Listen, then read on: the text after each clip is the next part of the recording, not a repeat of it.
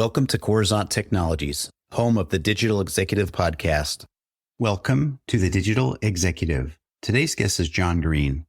John Green has over 10 years of experience working with private clients, law firms, family offices, and financial service providers interested in residency and citizenship programs for their clients. He has an intimate knowledge of residency and citizenship acquisition processes, real estate procurement and investment, and developer relations. Before joining Latitude, John was a partner of a leading investment migration firm focused on business development and sales management for the North American market.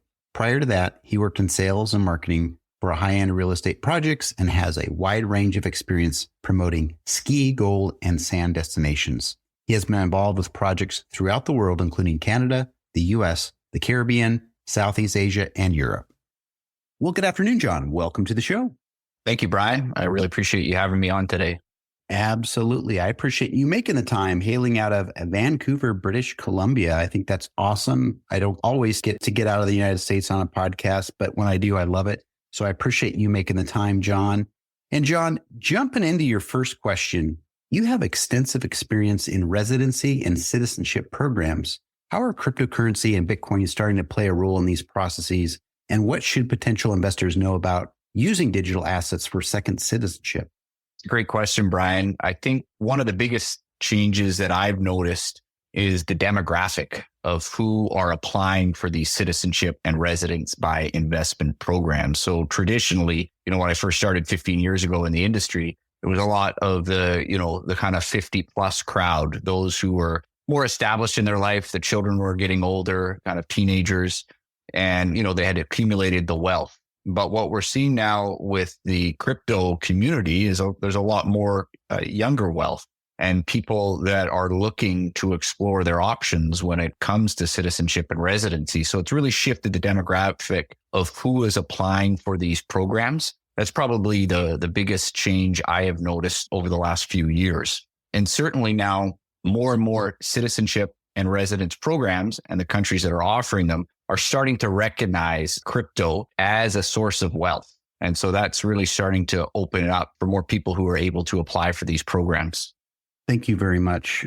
There's so much, I would say, in the last few years as Bitcoin, cryptocurrency have become more, I guess you'd say, mainstream. We're starting to see applications for the use of that. In this case here for that citizenship. And it's interesting to hear you kind of go through that transition because you've been in this industry for quite some time. So thank you for sharing.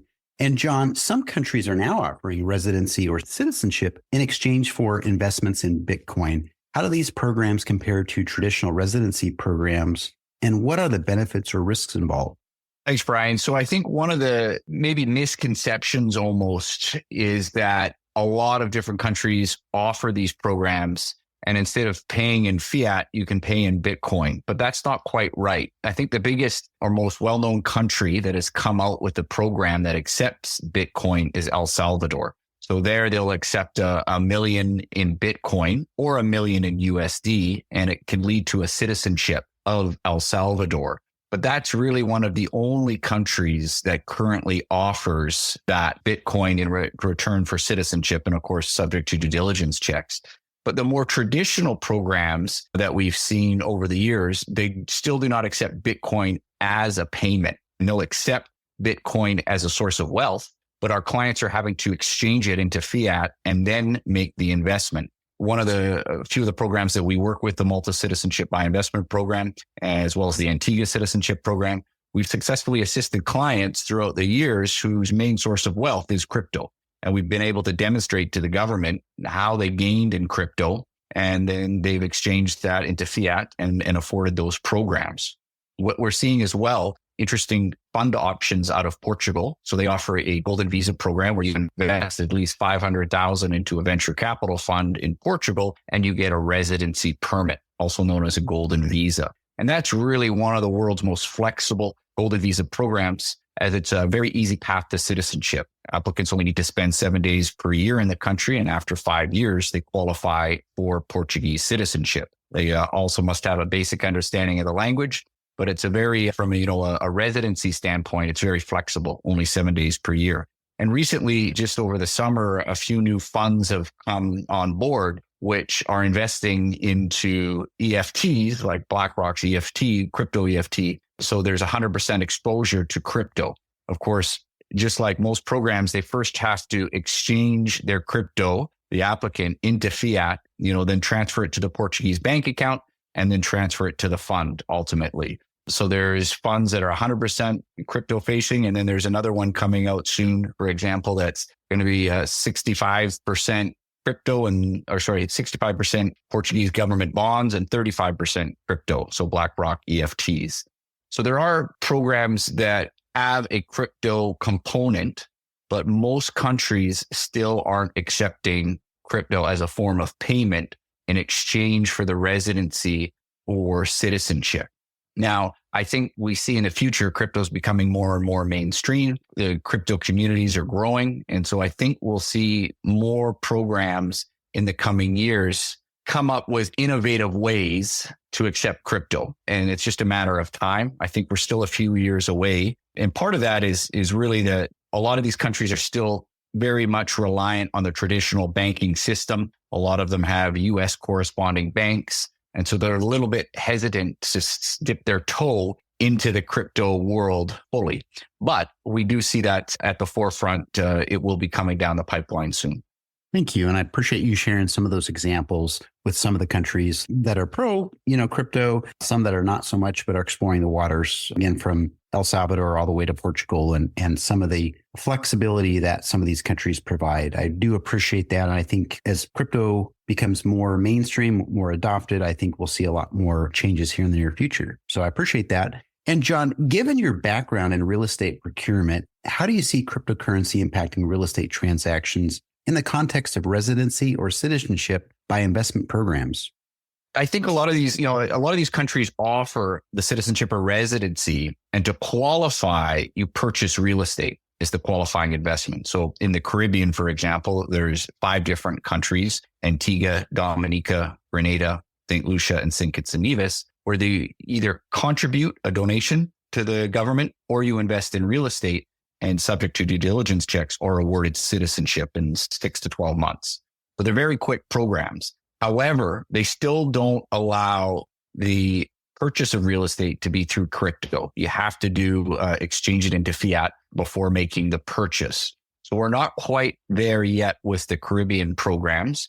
I do know outside of citizenship and residency programs, some countries such as Cyprus will allow the purchase of real estate through crypto, but we're not quite there yet with the programs that offer citizenship and residency. And I know from time to time we'll hear that different countries are accepting crypto, but for the most part, this has been false. Vanuatu is a classic example. They have a citizenship program. They're in the South Pacific, and they'll accept crypto as a source of wealth, but they won't accept it as a payment for their program quite yet. But again, we're optimistic that in the coming years, these countries will embrace the crypto community and start accepting payment from it. Thank you. That's helpful. Again, the crypto space is still kind of new and foreign to a lot of people, but as it gets more adoption, like you said, I think we'll see a big shift in that. So I appreciate your insights there. And John, looking ahead, what future innovations or developments do you foresee in the intersection of cryptocurrency and investment migration? How might they shape the industry? Well, as I mentioned, El Salvador was really the first country to offer residency or citizenship in exchange for Bitcoin.